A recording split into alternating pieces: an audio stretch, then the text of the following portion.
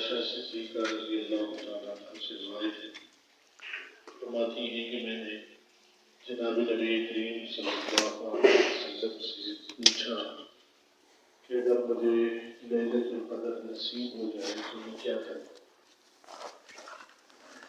جناب نبی کریم صلی اللہ علیہ وسلم نے ارشاد فرمایا کہ عائشہ یہ دعا پڑھو، اللہم انک عفو تحب العفو فاعف عنی۔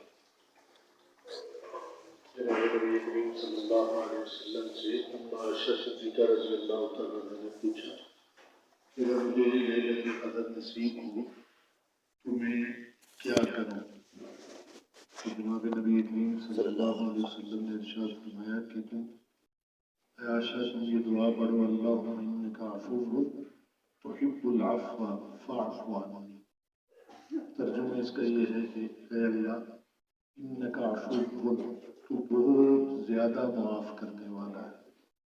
معافی سے یہ مبالغے کا صیغہ ہے کہ بہت زیادہ، سب سے زیادہ معاف کرنے والی ذات ہے۔ تحب العفو، تو معافی کو پسند کرتا ہے۔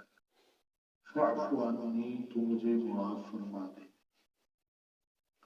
اس حدیث سے بھی اور باقی حدیث سے بھی ہمیں یہ معلوم ہوتا ہے کہ جو رمضان کا مہینہ ہے اس میں اصل چیز اللہ سے گناہوں کی معافی ہے۔ اسی لیے اس مبارک رات میں بھی جناب نبی کریم صلی اللہ علیہ وسلم نے عائشہ صدیقہ رضی اللہ تعالیٰ عنہ کو جو تعلیم دی اور ان کے ذریعے سے پوری امت کو تعلیم دی، اس میں بھی معافی کا تذکرہ ہے کہ اپنے گناہوں سے معافی کا، اللہ سے معافی مانگنا اور گناہوں کو بخشوا دینا، چاہے لیلۃ القدر میں ہو، چاہے اعتکاف میں ہو، چاہے آخری عشرے میں ہو۔ اس رمضان میں جو بنیادی چیز ہے وہ اپنے گناہوں سے معافی ہے۔ اور اسی لیے جناب نبی کریم صلی اللہ علیہ وسلم نے دوسری حدیث میں فرمایا کہ استغفار کو رمضان میں لازم رکھو کہ اس سے تمہاری خلاصی نہیں۔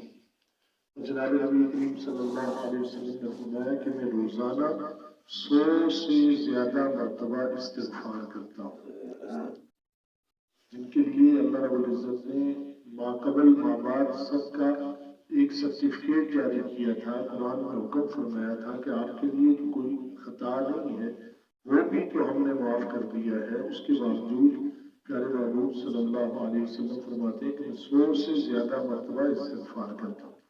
تو یہ جو ہمیں آخری عشرہ نصیب ہوا ہے، اس میں زیادہ سے زیادہ، بہت زیادہ کوشش کی جائے کہ ہم راتوں کو جاگ کر، دن کو چلتے پھرتے استغفر اللہ العظیم الذی لا الہ الا هو الحی القیوم واتوب الیہ، یہ جو استغفار ہے اس کے بارے میں روایات میں آتا ہے کہ شیطان اللہ سے کہتا ہے کہ جس نے یہ استغفار پڑھ لیا وہ میری گرفت سے آزاد ہے، اور استغفر اللہ، صرف استغفر اللہ کرتا رہے۔ اور پھر استغفار کا جو صحیح معنی ہے کہ اپنے گناہوں پہ نادم اور شرمندہ ہو کر آئندہ آنے والی زندگی سے مستقل طور پہ گناہوں سے دوری اختیار کرنا۔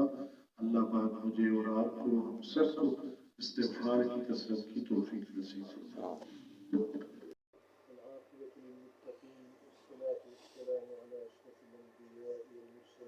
آمین۔ لا إله إلا الله الحليم الكريم، سبحان الله رب العرش العظيم، الحمد لله رب العالمين، نسألك موجبات رحمتك وعزائم مغفرتك والغنيمة من كل بر والسلامة من كل إثم. اللهم ربنا لا تدع لنا ذنبا إلا غفرته، ولا هما إلا فرجته، ولا دينا إلا قضيته، ولا مريضا إلا شفيته، ولا حاجة هي لك رضا إلا قضيتها يا أرحم الراحمين. اللهم رب لك الحمد كما ينبغي لجلال وجهك وعظيم سلطانك. اللهم إنا نسألك الهدى والتقى والعفاف والغنى. اللهم إنا نسألك رضاك والجنة ونعوذ بك من سخطك والنار. اللهم أدخلنا الجنة بغير حساب ونجنا برحمتك من النار. اللهم اغفر موتانا واشف مرضانا ومرضى المسلمين. اللهم اغفر موتانا واشف مرضانا ومرضى المسلمين. اللهم إنا نجعلك في نحورهم ونعوذ بك من شرورهم. اللهم استرنا بسترك الجميل. اللهم استر عوراتنا وآمن روعاتنا.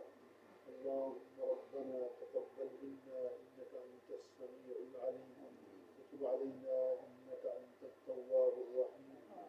صلى الله تعالى على خير خلقه محمد وعلى آله وأصحابه أجمعين برحمتك يا أرحم صلى الله تعالى على خير. آمين.